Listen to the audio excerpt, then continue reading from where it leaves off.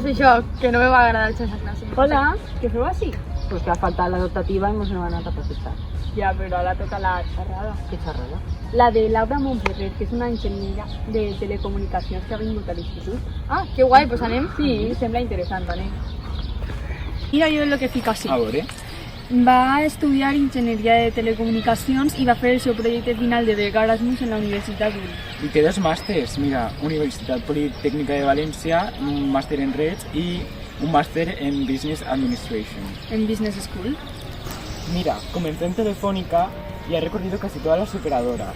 Y actualmente es especialista en análisis de empresas en Vodafone.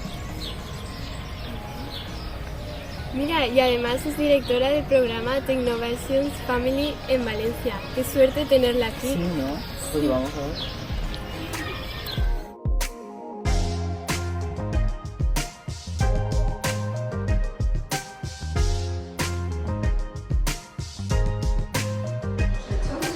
Llevo 25 años ejerciendo la profesión de Ingeniería de Teleco, que estudié en la Politécnica de aquí de Valencia. Tengo 3 hijos y nunca he dejado de, siempre he tenido la suerte de trabajar en operadoras de telecomunicación desde que salí de la escuela. Me fui 2 años a estudiar fuera con un Erasmus, que os lo recomiendo firmemente, eso digo de por delante.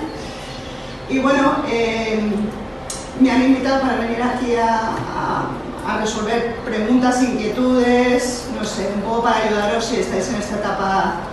Tengo 3 hijos, uno que ya es universitario, el segundo que más o menos es de vuestra edad, está un añito más a lo mejor, entonces sé de primera mano que estáis en un periodo de preguntas.